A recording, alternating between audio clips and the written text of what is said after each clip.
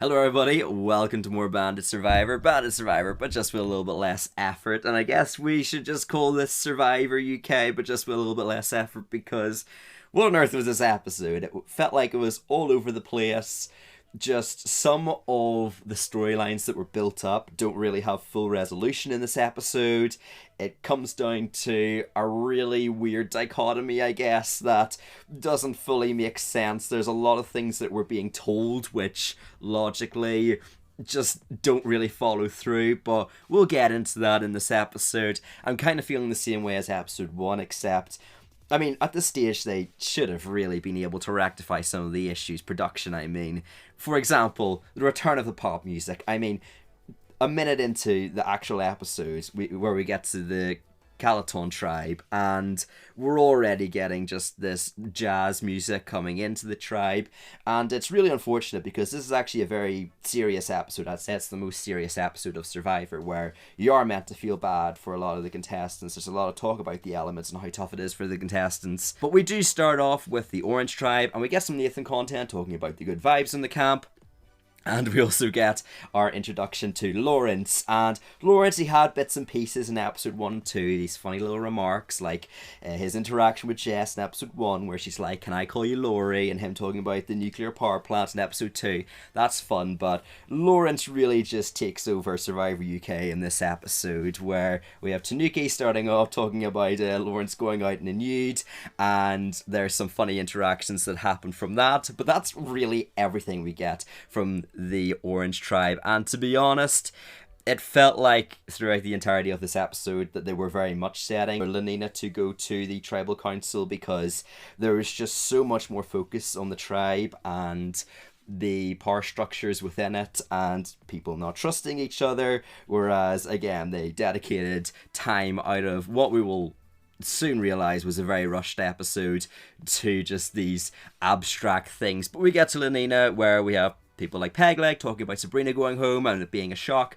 And I do appreciate that he's talking about, okay, now he needs to get into the Survivor phase of things. And particularly someone, Lee, actually kind of shocked me this episode, because, again, I kind of wrote off Lee as...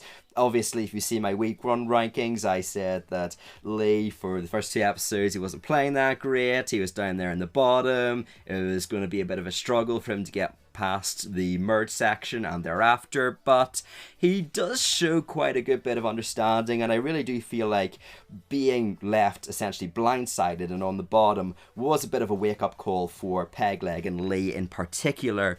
And we also get some really good Ren content, and Ren is someone that I was high on in the preseason, someone that I was very complimentary of, but they didn't really have the edit to support it, and like I predicted in episode 3, oh my goodness, Ren is here. So we get some pre-recorded content about Ren going through their backstory, and I do like that they have this switch up between talking about being good at puzzles, and again Ren has 3D printed Survivor puzzles before going out in the show, but then we also get that juxtaposing them running through a forest and doing these physical activities, so it could maybe be a bit of foreshadowing to them being an all-rounder, even though Ren themselves even refers to on this season that, again, it's been very physical. They haven't been the best in the physical challenges, and that also relates to maybe why they feel later on that they need to get some sort of advantage. But we also do have things like Christopher throwing the girls under the bus, which really came out of left field, considering that he does have a very close relationship with pretty much all the girls in the tribe, and it felt like something that could backfire. But it could be argued that he was trying to placate to Lee, who then obviously tries to create this male structure, and he doesn't necessarily refer to it as an alliance, but I do appreciate that he is starting to use Survivor terminology and kind of trying to get himself into a majority group. Again, the approach of trying to get the 4 men together on an 8-person tribe is a little bit questionable, but considering that he has got Hannah on his side and that obviously his plans do work, then it's something that I can't necessarily discredit. However, we do get some pretty funny content from Doug, clearly not amused by the fact that the men are making this alliance. He is someone that is very sketchy, and Lee is even questioning him, but he does a good job eventually pulling it off. Just, there's so many funny moments in the first 3 episodes of Doug being a terrible liar, but we also do get him undercutting Lee, saying that the game's not all about physical strength, which made me really question if Lee was going to be able to adopt a power position in this game, considering all the prior negative content. And again, the storylines just don't really feel like they should have matched up this episode, because I was expecting, to be honest, a Pegleg blindside with all the content that was building up into this episode. Pegleg and Lee getting very negative content. The talks about Lee overplaying his hand and being too obvious of a leader, as we hear from Ashley.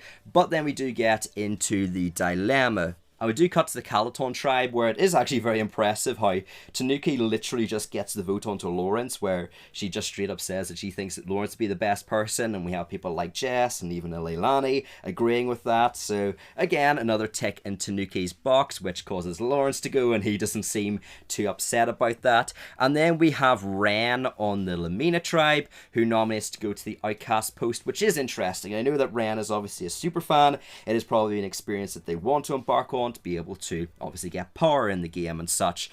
And I'm sure they were confident in their puzzle abilities if it was a one-on-one puzzle challenge like we've been seeing from Survivor US more recently, where it is these more so heavy thinking, prisoner dilemma, mental games that you're going to be competing against another person.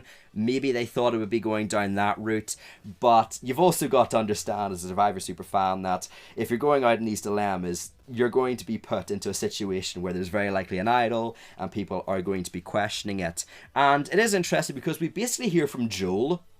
He doesn't say it in as many words, but he essentially referenced the fact that hidden immunity idols weren't in the game for the first 2 rounds, which is an interesting aspect of Survivor. Again, Survivor, US, South Africa, Australia, once the game starts, hidden immunity idols are hidden, they're at play, you can find them day one if you're really searching.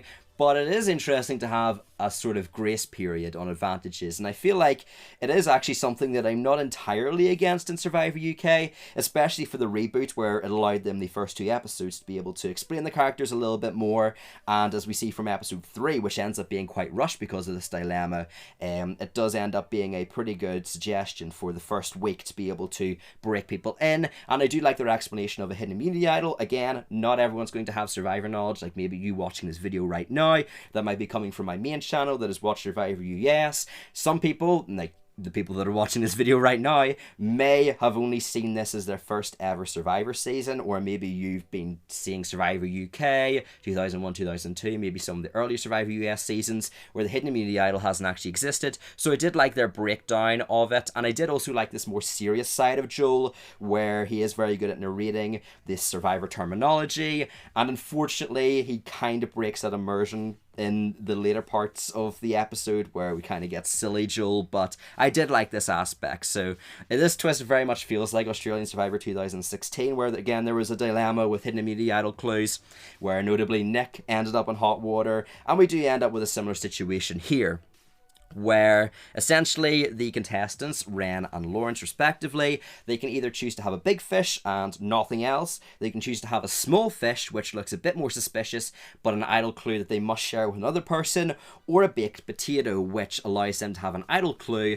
that they can keep all to themselves. And I do like this aspect of it, where you're allowing multiple choices for the contestants. Usually it's like selfish or be selfless, and I do like this 3-tiered structure that allows them a little bit more to choose from. I was actually surprised, especially from Ren's perspective, about how they completely dismissed the baked potato as being too suspicious, where I feel like I would might actually go for the baked potato, because it is something that is a bit of a hero item. Again, there's cheese, there's a potato, fish is a bit more of a natural occurring thing on the island, so it does seem like something you could be able to disguise better, especially as a small fish, which Ren eventually ends up taking, and they consequently get the idol clue that they must share with at least one person, whereas Lawrence, he makes a decision to get the big fish, and this means that he doesn't have any advantage or idol clue. He's completely wiped his hands clean of any advantages, and I do like this aspect of Lawrence trying to be this provider for the tribe and trying to be just a team player in general. And we do see back at camp that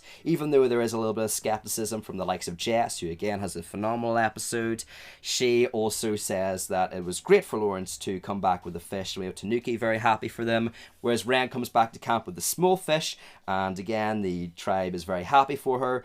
and the tribe is very happy for them, but then they go away with Doug, where the rest of the tribe start questioning why they go away with Doug, and also we get Lee talking about, well, hang on, this is a bit of a smaller fish that is naturally occurring near this island. Maybe we should be a bit more skeptical. And I do find it kind of funny how Lee was bashed on in the edit for the first 2 episodes, and now we have him essentially being the strategic mastermind that is going to potentially undo Ren. But we have Ren telling Doug about the idol and its location through the clue, and I was actually surprised by their decision to rip up the idol clue. I would rip it up in half so that I still had access to it, but it was split between 2 people, so I could combine with, I guess my partner in this case would be Doug. We could put the 2 halves together and still have the hidden immunity idol clue to be able to read, but ensure that it's not one whole and that it's not legible for anyone else to be able to read. As Doug does say that it is a bit of a complicated idol clue. Now, they both do say they have a good understanding of where it could be, but again, it'll be interesting to see if this does backfire, as essentially now they only have the 1 chance to memorize it. It's like Malcolm with the advantage in the auction. They have 1 chance to memorize it, and if they forget it, well, then that's on them. But I do like this aspect of Ren obviously being a super fan, sharing with Doug, who, again, on the Lamina tribe, is probably the other biggest super fan, and they do have a good understanding of the power of an idol, of how to be able to keep this under the radar, so I feel like Ren's decision was very good. And again, we get more Ren content, which, as a Ren fan, I am not going to complain about. But, unfortunately, we do also get juxtaposition from the likes of Christopher, saying, and I'm not sure if this was an intentional joke, but they're being very fishy, so even one of their close allies in Christopher is now starting to catch on to them. And again, we get a little bit more information on the Blue Tribe, such as Ashley saying that she is noticing that Lee is creating a physically strong tribe mentality and that he's starting to become the leader figure. And then also in the Orange Tribe, we also do have more Lawrence content talking about the tribe. Really, this being his crowning episode, where even though he did get content in the Outpost, it wasn't exclusive to that, and shows that he may be a bigger character and that it isn't just situational content like I was a little bit concerned about. We get Leilani being a bit concerned about being iffy and her being the weakest on the tribe, and then we get the Hot Pursuit challenge, which, again, another physical challenge. We are currently at 5-0 in terms of puzzles on Survivor UK. They're picking basically all the challenges from Survivor Australia that don't have a puzzle at the end of them, which, to be fair, isn't that many, but it is funny that this challenge, and even the ones that are coming up in episode 4, they still are just strength related and not puzzle related, so I do wonder if they've just exiled puzzles from this season. But the Hot Pursuit challenge, obviously we do get the breakdown beforehand with the camera work, which was very weird. It felt like Bear Grylls on steroids, one of these survival shows that were constantly just zooming in and making these weird flashes. But we have a really interesting dichotomy between the 2 tribes, where Nathan on the Orange Tribe is saying about how they need to be quick in the shallow and they need to be slower in the deep, and that, spoilers, is the strategy of how you're supposed to beat this challenge. Whereas we have the strategy pioneered by seemingly Lee and Hannah, with basically the entirety of the tribe agreeing with them, that people should be potentially dropping out early so that there's only a few people that have the bags, but that they can travel faster, in the hopes that another person from the opposing tribe drops out a little bit too late and therefore they can catch up to them. And again, this is just not the right strategy, as we've seen from the likes of Champions versus Contenders. You end up gassing yourself out way too much. And the fact that within about 3 circuits, over half the tribe had essentially given up and gave away the bags, that was a really bad decision in an endurance challenge. I think they definitely underestimated how long this challenge would go for, especially because they're using this ineffective strategy in the most inefficient way, where the girls such as Ashley and even a Rach, they're dropping their bags before they go into the deep end. Like, if you were going to use this strategy, which again I would highly suggest you don't if you're going on to Survivor, you would drop your bags before going into the shallow end. Drop the bags, get the people that are going to be a bit slower out of the way, and then just sprint down the shallow end and try and catch up to the tribe and really force that momentum on their end. But as we do see, the Calaton tribe do end up winning, and I was also surprised by Pegleg dropping out first. They did put a surprising amount of emphasis on him dropping out, And so Lamina goes to Tribal Council yet again. So Calaton is actually the tribe that's better off now, in spite of, again, having no supplies. But at this stage, I think the rations are starting to even out. A lot of the stuff that they did get, like the bananas and the fruit, were quite perishable items, so they would be consumed within the first week. And we're starting to see it catch up with them now. We also do get Joel's jokes during the challenge, which I have referenced earlier on in this video. I felt like they were a bit forced, to be honest. And again, I don't think there's any issue with Joel being serious in an entire episode. And I think sometimes Joel feels like he has to be funny, which causes these really weird impromptu jokes that, again, I just didn't find funny, at least compared to the episode 2 challenge, which I feel like he integrated them far better into. So we do get back to the Lamina tribe, obviously the losing tribe, and it is good to see Lee talking to others, where I felt like he kind of distanced himself from other people that he perceived to be weak, but it is good that he's talking to the likes of Ashley about going after Rach, trying to get her involved, and even though Ashley is skeptical, we do eventually see that her hand is being a bit forced, where essentially it's her between Rach. And I was actually really surprised throughout this entire situation with the precedent set from last episode about Lee, Pegleg, and Hannah being on the bottom, as well as the fact that Pegleg was the first person to drop out of the challenge. The Pegleg wasn't even mentioned as a name. We got a very early tribal council at 40 minutes in. Again, 20 minutes to the tribal council, the vote off, and the next time on Survivor, where it was basically set up as Rach versus Ashley, making this episode, again, feel very rushed through the prior dilemma, as well as the fact that, again, the Calaton tribe really didn't get that much content in this episode. I do like Rach sticking up for herself at the tribal council, saying, well, it doesn't entirely make sense to go with the we need a female to go argument. And then we get to the vote, where everyone obviously incrementally goes up to cast their vote, and I can't get what this group is doing, because, again, Pegleg and Hannah are voting for opposite people yet again. Is there really a strategy to this vote? Like, are they saying, okay, we'll split the votes, or are they just going into tribal council and deciding whoever they want to emotionally vote for, they put down, and they're not really communicating that with each other? But I was surprised that, again, this majority contingent ends up giving up Rach, where it felt like she was someone that did have storylines set up, particularly a potential rivalry with Doug. She had some relationships as well. They end up letting go of her and really placate to Lee, who ends up going from the zero to hero mentality of being able to get his way through the ideology that he pushed onto his tribe about needing to get rid of the weak people. Although, to be fair to Christopher, he does get to keep Ashley, which I think is better than losing Rachel, but not his best outcome, so it's a bit tough. We have Joel asking for hidden immunity idols, so that's good. It also is funny seeing people's reactions. Like, there's some people that are confused and wondering what a hidden immunity idol is. I really don't like the drum sound effect, this sort of metallic, deep bass that happens every single time after a vote. Again, it just seems like the editing team, every single episode, it's a new editing trend. It's very reminiscent to Love Island, where, again, at least Love Island, we kind of hear after the show that the editors were under tremendous pressure, that it was basically last minute that they had to get the episodes ready. Again, Survivor UK, it had months to get ready, and it feels like every single episode there's a different editing trend, which makes it feel a bit weird.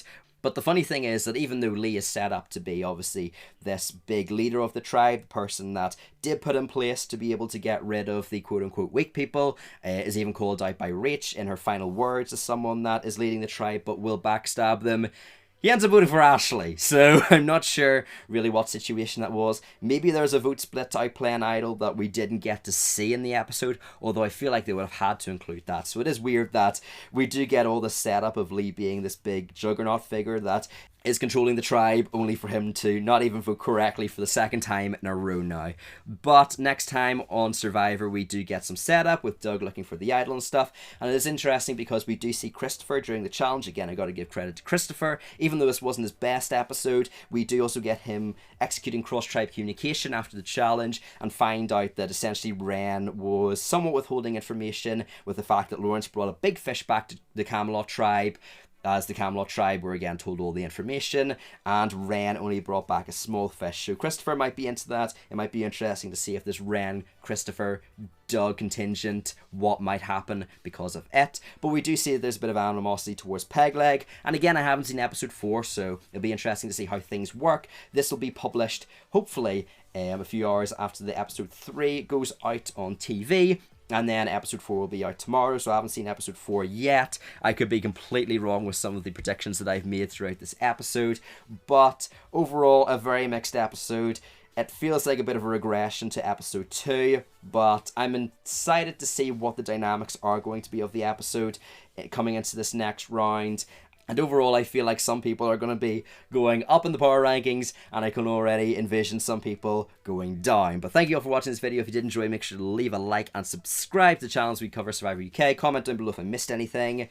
And also check out this video on the channel where we did our week 1 power rankings, and you'll be able to see where I put Rach and potentially the episode 4 boot if you have watched it already. But thank you all for watching. Have a good day, and peace!